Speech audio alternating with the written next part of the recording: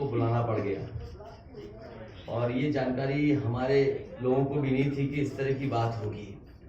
हालांकि ये सूचना मिल रही थी कि लखनऊ से जो मुख्यमंत्री उनके सबसे बड़े अधिकारी हैं और प्रमुख सचिव का जगह जगह फोन जा रहा है कि जहां भारतीय जनता पार्टी हारे वहां पर काउंटिंग स्लो करिए। मुख्यमंत्री के प्रमुख सचिव डीएम्स को फोन कर रहे हैं कि जहां बीजेपी हारे वहां पर काउंटिंग स्लो होनी चाहिए। और यही नहीं, अगर हम पिछला चुनाव देखें तो जो भारतीय जनता पार्टी की हार हुई है 47 सीटें ऐसी हैं जो 5000 के अंदर कम वोट में हुई हैं।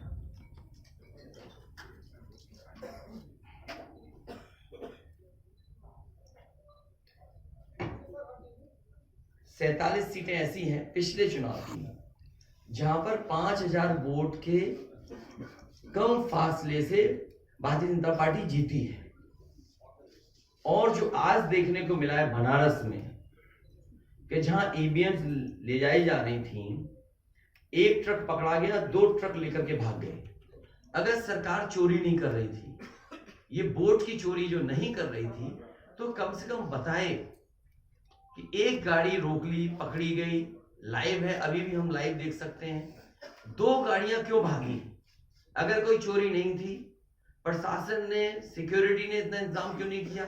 इतनी फोर्स है, अभी इलेक्शन की फोर्स गई नहीं है यूपी से, तो आखिरकार अधिकारी क्यों नहीं कर रहे थे?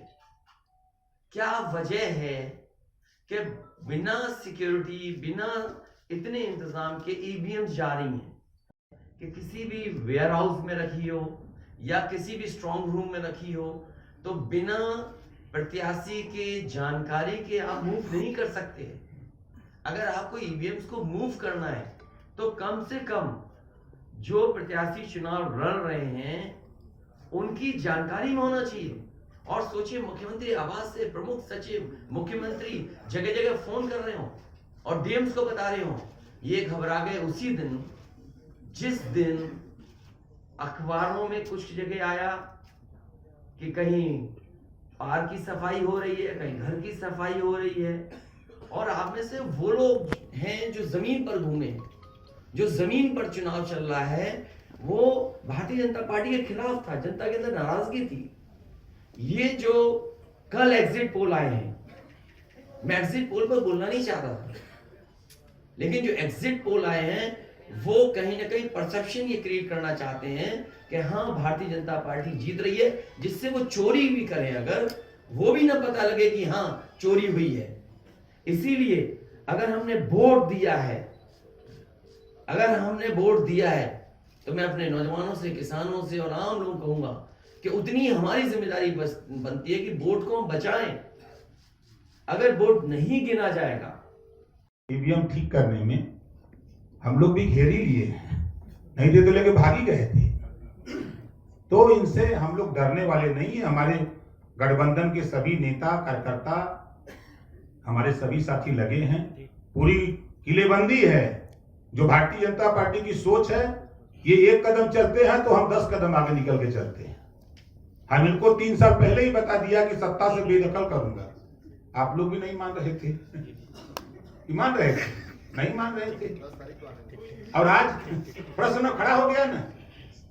मैंने कहा 27 अक्टूबर 2021 को कि माननीय अखिलेश यादव जी को मुख्यमंत्री बना के दिखाऊंगा, और 10 मार्च को देखिएगा जब टीवी पर चलेगा आप लोगों की स्क्रीन पर, तब समझ में आ जाएगा सबको। यही हताशा और निराशा है कि ईवीएम जो है ये इधर उधर कर रहे हैं, लेकिन कुछ कर नहीं पाएंगे। हम लोग भी अलर्ट है। ओम प्रकाश जी, आपके बेटे अरुण राजभर हैं, वहाँ बनारस में खड़े हैं, भी लाइव आ रहे थे, अभी भी चल रहा है लाइव। वो उन्होंने आरोप लगाया कि पुलिस के एक अधिकारी उनको कह रहे हैं कि अगर इतना बॉल करोगे तो गोली मार देंगे तुम्हें। ये भी है। देखिए, धमकाइयां चमकाइयां न पाइयां तो भाग गए। ये क्या गोली मारेंगे? वो अपने झनके दरोगा या सीओ, कोई भी अधिकारी जो ये कह रहा है वो अपने पहले झनके। वो जिस दिन गोली मारेगा वो कहाँ रहेगा? धरती अपना रहेगा। ये ओम प्रकाश राजभर है।